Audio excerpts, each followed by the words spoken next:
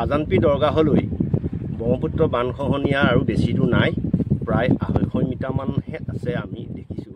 কিন্তু আজানপি পৰিচালনা কমিটি এখন আছে, আজানপি দৰগাহৰ পৰিচালনা কমিটি এখন আছে। কমিটিয়ে আজি পৰ্যন্ত আমি দেখা নাই, ক'তো তেওঁলোকে লগা নাই, কিবা কৰা নাই গৰাখহনীয়া প্ৰতিৰোধৰ কাৰণে। তেওঁলোকক আজি আমি ইয়াৰ পৰাই অনুৰোধ জনাইছোঁ যে আপোনালোকে ডাঙৰ ডাঙৰ মানুহৰ লগত, মন্ত্ৰী বিধায়কৰ লগত কথা পাতি এই ৰোধ কৰা গৰাখহনীয়া তেওঁলোকে যোৱা বছৰ ঠিক বানপানী আগে আগে তেওঁলোক আহিছিলে, তেতিয়া এইবিলাকত গাড়ী চলে, মানে ইন'ভা চিন'ভা লৈ আহিব পৰা ব্যৱস্থা আছিলে, সেইকাৰণে আহে। মানে আজিৰ দিনটোত ইয়াত চাইকেল নচলে, আপোনালোকে দেখি পাইছে, খোজকাঢ়ি আহিছে, আপোনালোকে কাপোৰ ওপৰলৈ দাঙি আহিছে। গতিকে তেওঁলোকে এনেকুৱা লেতেৰা মাটি প্লেচত খোজকাঢ়িবলৈ লাজ কৰে। আজানপি দৰগাহলৈ ব্ৰহ্মপুত্ৰ বানখহনীয়া আৰু বেছি দূৰ নাই, প্ৰায় 250 মিটাৰমানহে আছে আমি দেখিছোঁ।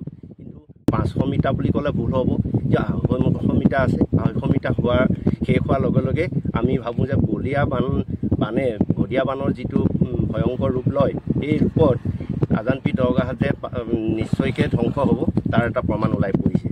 আৰু এটা কথা হ'ল কি, যিটো ADB-য়ে টকাটো দিম বুলি কৈছিলে, মন্ত্ৰী ডাঙৰীয়া আহিছিলে আজিৰ পৰা 6 মাহৰ আগতে, চাৰ্কিট হাউচত আমি লগ কৰিছিলোঁ আৱদ্ধ ভৱনত।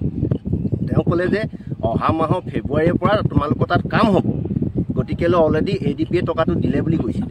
কিন্তু এটা ৰহস্যজনক কথা, যোৱা মাহৰ 26 তাৰিখে প্ৰপ'জেলটো বনাইছে শিৱসাগৰ সংমণ্ডলে, জলসম্পদ বিভাগৰ সংমণ্ডলে 26 তাৰিখেহে প্ৰপ'জেলটো বনাইছে।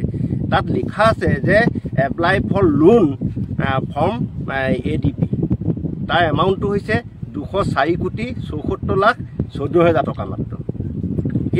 এই ৰিপৰ্টটো আমি আজিৰ পৰা 4 দিনৰ আগত কালেক্ট কৰিছোঁ শিৱসাগৰ সংমণ্ডলৰ পৰা। এটা ৰহস্য কথা আৰু আছে যে শিৱসাগৰ সংমণ্ডলৰ বিষয়ববীয়া ইয়াত আজি পৰ্যন্ত উপস্থিত হোৱাহি নাই। কিয় অহা নাই আমি নাজানো। তেওঁলোকে ঠিকাদাৰৰ লগতহে কথা পাতে, কিন্তু পাব্লিকৰ যি সমস্যা, তেওঁলোকে সমস্যা পাব্লিকৰ ওচৰলৈ আহি পেলাই সমস্যাটো সমাধান কেনেকৈ হ'ব নাহে। আপোনালোকক দেখাইছোঁৱে, মই অলপ আগতো কৈছিলোঁ যে এতিয়াও তেওঁলোকে ৰোধ কৰিব পৰা ব্যৱস্থা আছে। যিহেতু আমি সৰু হৈ থাকোঁতে দেখিছিলোঁ, আমাৰ যেতিয়া ইয়াৰ পৰা 40 কিলোমিটাৰ আগত ব্ৰহ্মপুত্ৰ আছিলে, তেতিয়া গছ, ডাঙৰ গছ, বাঁহ ইত্যাদিবিলাক দি কি কৰিছিলে, ৰোধ কৰিছিলে। এতিয়া এই অৱস্থাত সেইখিনি যদি ব্যৱস্থা কৰিলেহেঁতেন, নিশ্চয় আজি এইটো মিঘুলিও দি আজানপি দৰগাহলৈ ব্ৰহ্মপুত্ৰ ধাৱমান নহ'লেহেঁতেন। গতিকেলৈ আমাৰ খুব আছে যে শিৱসাগৰ সংমণ্ডলৰ বিষয়াই যদি বাতৰি পোৱাৰ পিছত আহে, তেওঁলোকে পাব্লিকক লগ কৰক আৰু কি প্ৰতিৰোধ কৰিব পৰা ব্যৱস্থা আছে। ফেব্ৰুৱাৰীলৈ এতিয়াও আমাৰ বহুত দিন আছে। তাৰ আগত যদি নকৰে, এই 250 মিটাৰটো ফেব্ৰুৱাৰী পাবলৈ কাম কৰিবৰ কাৰণে, টকা খাবৰ কাৰণে ৰৈ থাকিব নালাগে। তেওঁলোকে ফেব্ৰুৱাৰীৰ আগত ব্যৱস্থা ল'বলৈ আমি ফিল্ড ভিজিট তেওঁলোকে যোৱা বছৰ ঠিক বানপানী আগে আগে তেওঁলোক আহিছিলে, তেতিয়া এইবিলাকত গাড়ী চলে, মানে ইন'ভা চিন'ভা লৈ আহিব পৰা ব্যৱস্থা আছিলে, সেইকাৰণে আহে। মানে আজিৰ দিনটোত ইয়াত চাইকেল নচলে, আপোনালোকে দেখি পাইছে, খোজকাঢ়ি আহিছে, আপোনালোকে কাপোৰ ওপৰলৈ দাঙি আহিছে।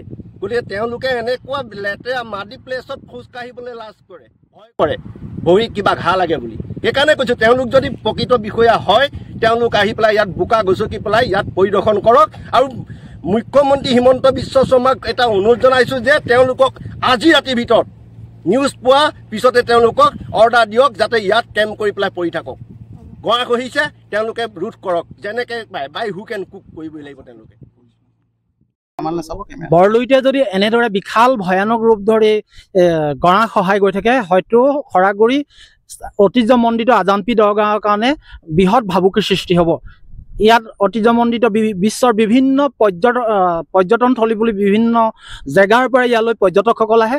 এইদৰে যদি বৰলুইতে প্ৰতিদিনে বিঘাই বিঘাই মাটি সহায় থাকে, তেতিয়া আজানপি দৰগাহ মানচিত্ৰৰ চিৰদিনৰ কাৰণে নাইকিয়া হৈ যাব। সেয়েহে বিভাগীয় মন্ত্ৰী পীযুষ হাজৰিকা ডাঙৰীয়াক আমি বাৰে বাৰে অনুৰোধ কৰোঁ, ইয়াৰ এটা সুব্যৱস্থা কৰক।